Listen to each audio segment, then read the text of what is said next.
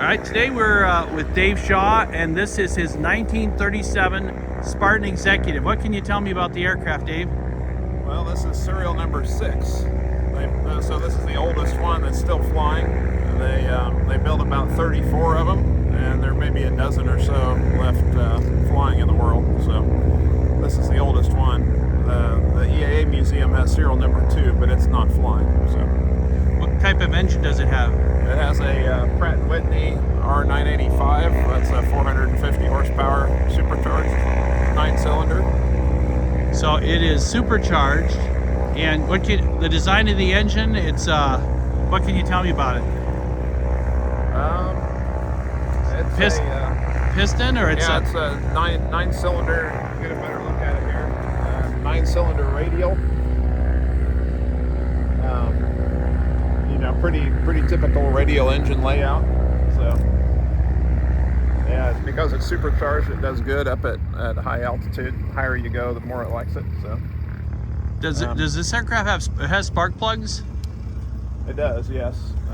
Yeah, just like a normal piston engine has 2 spark plugs per cylinder, so 2 magnetos. It's a lot like a regular Lycoming sort of airplane engine, but it's round. What type of fuel does it use? We burn 100 octane, 100 low lead, just like other airplanes. It can burn lower octane fuel though. It was designed to do that for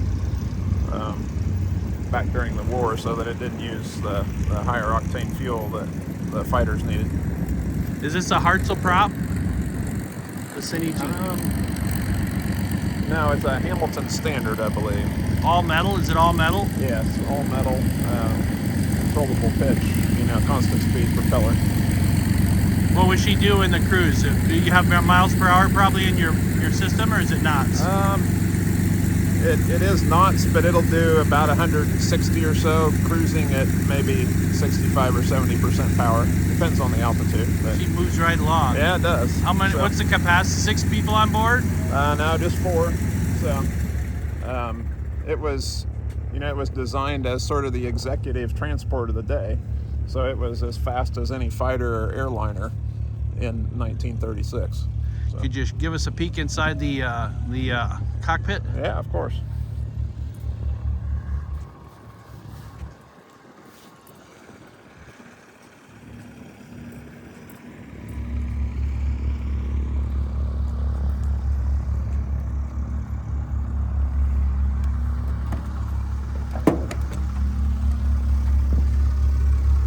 Climb up.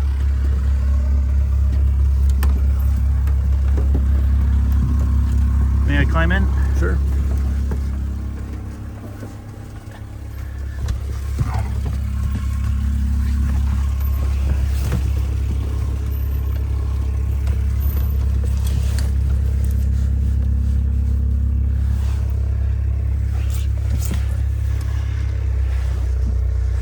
So it's a constant speed prop. Where's the adjustment for the propeller on this? Propeller right here.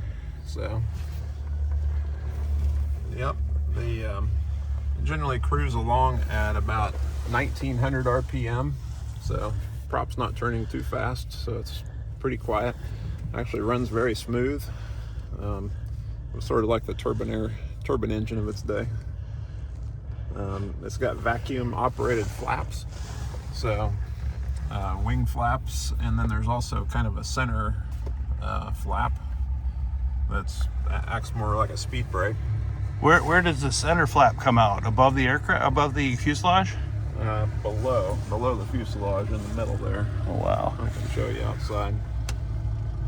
It does have a bit of updated avionics, modern radios, a modern GPS, and a couple other modern instruments, but basically all the flight instruments, basic flight instruments and engine instruments are pretty original. So. Oh, that's awesome.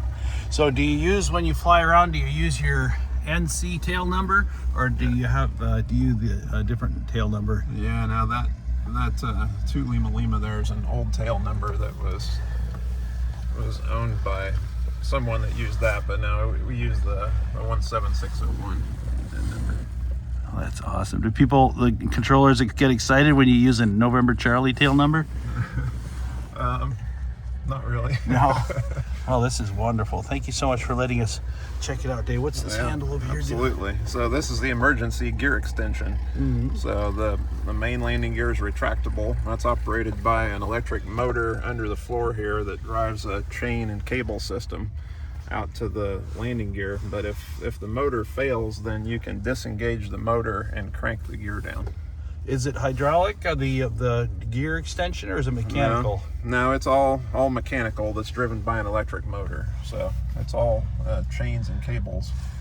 And this is actually the only Spartan that's still flying that has this particular landing gear arrangement.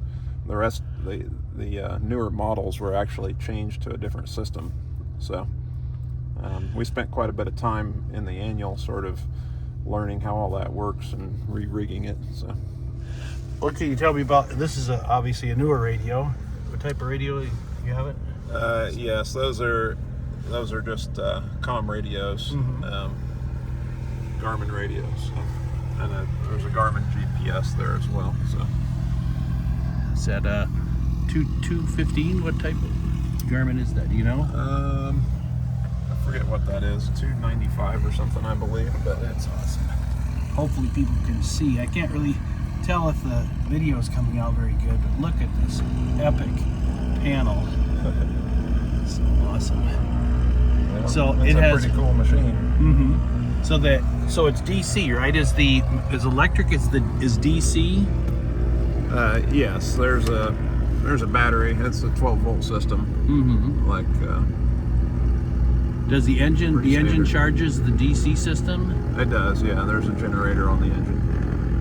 That's so cool. So delighted, and thank you so much for letting us take this tour, Dave. Yeah, absolutely.